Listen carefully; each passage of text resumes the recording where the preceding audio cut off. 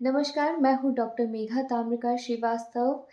10 days 10 real case series में आज है डे 2, जिसमें एक और नया केस मैं आपके सामने लेकर आई हूँ। आज का केस काफ़ी इंटरेस्टिंग है, जानते हैं कैसे? कुछ समय पहले मेरे पास एक पेशेंट आई थी जिनकी उम्र लगभग 30 से 32 के अंदर में थी। उन्होंने मुझे बताया कि गर्दन के पीछे उनको एक उभार जैसा बढ़ता जा रहा है।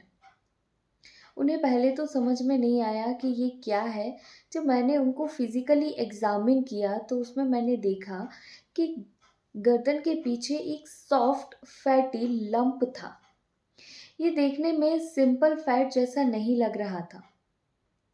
ये था बफेलो हम्प।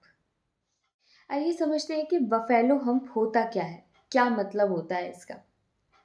नेक के पीछे अपर बैक पर फैट का एबनॉर्मली डिपोजिशन होना बफेलो हम्प कहलाता है। जब मैंने केस को और एनालाइज किया, केस हिस्ट्री ली, तो उन्होंने मुझे बताया कि उनका वेट रैपिडली बढ़ता जा रहा है जिम जाने के बाद भी। पीरियड्स काफ़ी लंबे समय से इरेगुलर थे। फेस पर एक्ने भी आ रहे थे जिसकी वजह से स्ट्रेस उन्हें बहुत ज़्यादा हो रहा था। कुछ रिपोर्ट्स भी उन्होंने मुझे शो की जिसमें मैंने देखा कि हार्मोनल इम्बैलेंस था, पीसीओएस की शिकायत थी, थायराइड भी था, साथ ही साथ लॉन्ग टर्म स्टेरॉयड यूज़ भी करती थी वो।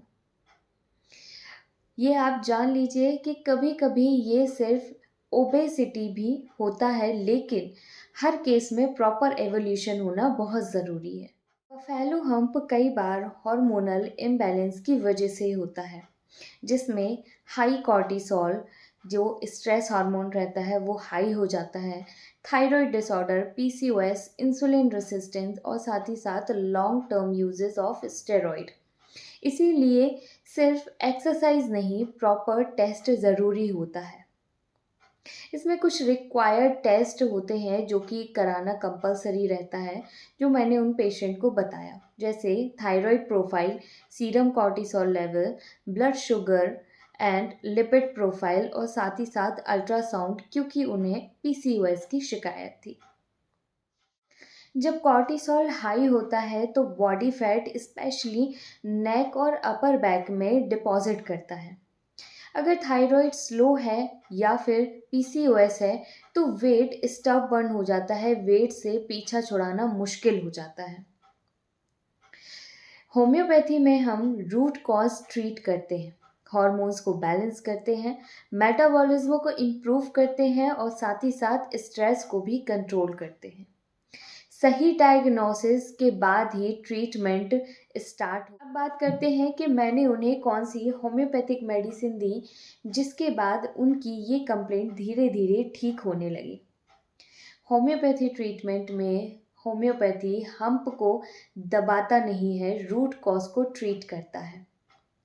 केस के अकॉर्डिंग कुछ मेडिसिन मैंने उनको सिलेक्ट करके दी, जैसे calcarea carb, thuja, lycopodium and natrum mur. ये मेडिसिन इंडिविजुअलाइज सिलेक्ट की हुई हैं। लाइफस्टाइल को भी थोड़ा मैंने चेंज किया, जैसे शुगर का कम इनटेक करना, 30 मिनट डेली वॉक करना, पोस्चर को करेक्ट करना और स्ट्रेस को मेंटेन करना।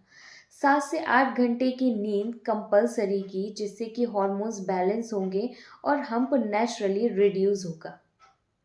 आपको चाहिए कि आप वेट को लॉस ना करें, प्रॉपर ट्रीटमेंट लें। अगर आप भी ये नेक के पीछे का फैट डिपॉजिट नोटिस कर रहे हैं तो इसे इग्नोर मत कीजिए। आज ही अपना कंसल्टेशन बुक कीजिए। मैं हूँ doctor Megha Tamrakar Srivastava. Proper case analysis के लिए आप मुझे डीएम कर सकते हैं या फिर स्क्रीन पे दिए गए व्हाट्सएप नंबर पे मुझे डायरेक्ट कांटेक्ट कर सकते हैं। Thank you.